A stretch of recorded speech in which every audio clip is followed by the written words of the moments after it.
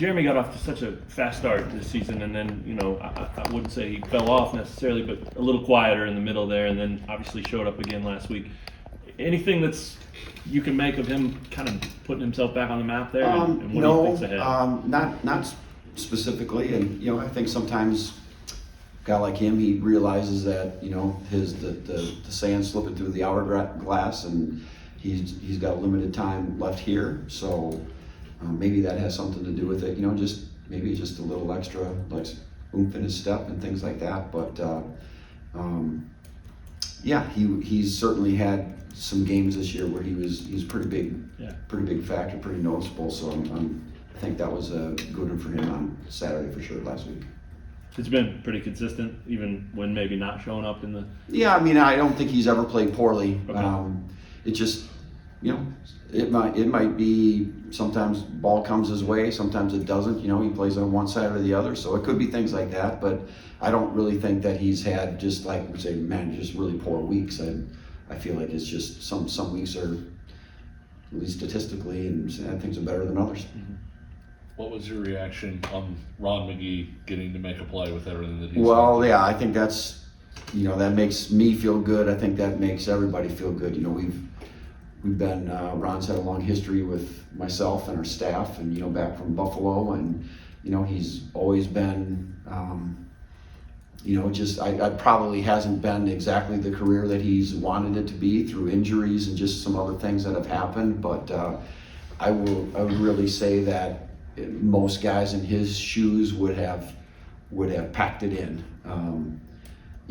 A few weeks ago when he really wasn't playing at all, and he might not even gone on a trip, road trip once, but wasn't playing, and this is wrapping up his career, but he really doubled down and worked, and it was noticeable, like work in practice, and he's really earned his way to get some of those reps, and for him then to kind of go in there and play pretty well and kind of get part of a sack and things like that was, the sideline just kind of erupted when that happened, because everybody feels the same way. So I'm really happy for him. What was your view on Melo's pick six, and just at the time of the game, how important do you feel like that was? Yeah, it was pretty key, because things were starting to they weren't unraveling, but they were certainly it was getting a little loose and a little tense, and things were how things were starting to happen, and so no better time than that for a play like that. And obviously he's done it a lot, and done more than anybody else around here, so he really played a great game. I don't think anybody. He had an interception, had a pass breakup, no completions on him. So he played a really strong game, and he just kind of has a way. And I'm not saying that nobody ever catches the ball in him, and he had played every play this year has been awesome, and guys catch balls and things happen to him just like everybody else. But he's kind of that quiet kid that just keeps rolling along, and you don't want to test him too many times, because he's just got a knack for the ball in those ways. That was pretty huge in the game. That made it really hard for Iowa State. Made it hard. So I'm curious, with mobile quarterbacks, we've seen you guys do better against someone like Zealon Chris from Houston, and on Saturday against Rocco. How much better do you think you guys are doing of containing some of those more mobile quarterbacks? Well, yeah, it's more of the same this week too. So we're making some calls in certain situations, so we're not leaving ourselves quite as vulnerable.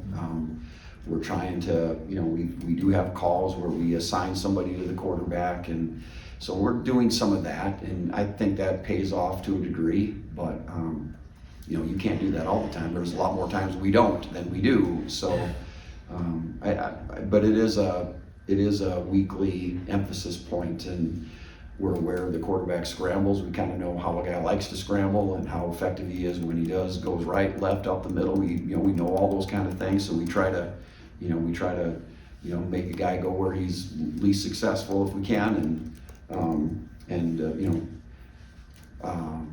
like a guy like this week is there's design quarterback runs. So you know, he's not just a scrambler, although he does that good too. So you've got to really pay attention to those things as well. So it's different than it used to be. I will tell you that. You know, about just having mobile quarterbacks, because everybody seems to have them now. Hey Brian, it looks like they run some option, the design runs. How much more does that just go into the week of preparation that adds to it? Yeah, well, you certainly gotta work on it. You know, you gotta think about some calls you might want to stay away from, because I think there's times they're checking to those plays based on what they see. So,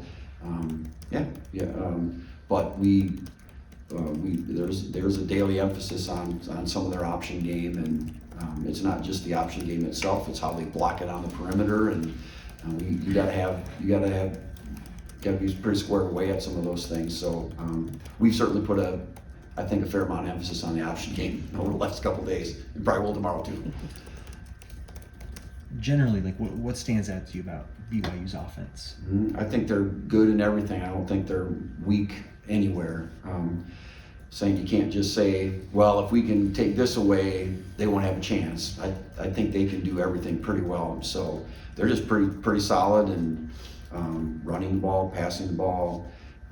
I don't think there's a weak position where they just don't measure up. I think they're good. They're decent everywhere. So I think they've just been a kind of machine-like in what they've done, and obviously they've been able to put it together at the end of a few games to really win games that I don't think most teams would. So again, they've got a lot of resolve and a lot of discipline, and they're pretty relentless too. So it's everything. It's going to take everything we have, but I feel like we're also pretty confident going in there for a lot of reasons. Offensively, how different are they this year compared to the team you guys played last year? Well, they're certainly able to run the ball better. I think they're more physical. I think they address that, probably address that issue. And even though there's some of the same guys there's some different guys too. But I just think a mindset of they're playing with much less finesse and much more physicality as a mindset. So, that's, I just remember being, and they were really big last year, and when we played them, I think, wow. But we got after them pretty good up front, and I hope, I'm confident we can do the same thing Saturday. But they're certainly way ahead of where they were last year in terms of their just ability, commitment, and ability to run the ball. When you're defending with the lead, like where have been some of maybe the issues there, maybe allowing more explosives than you guys would like in this situation? Yeah, it was certainly too many explosive pass plays just overall. I kind of tell our guys, it's like, you're in a boxing match and we're throwing big haymakers and we're hitting them, but we got our hands down and we're getting hit with some too. So we gotta get our hands up a little bit more in this fight, and because we are pretty disruptive to teams. We do get a fair amount of disruptive plays, sacks and hurries, and turnovers, and we break up a lot of balls. We do all that stuff, but also we're giving up too many just big plays, and I think there's sometimes they just really made a good play there. We kind of had them covered, but they still threw it and caught it.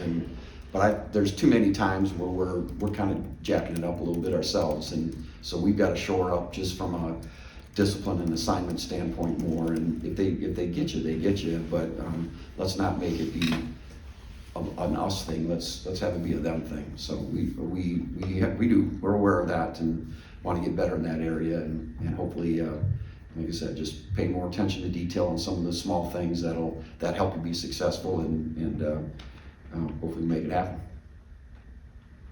Anything else for Coach Borland?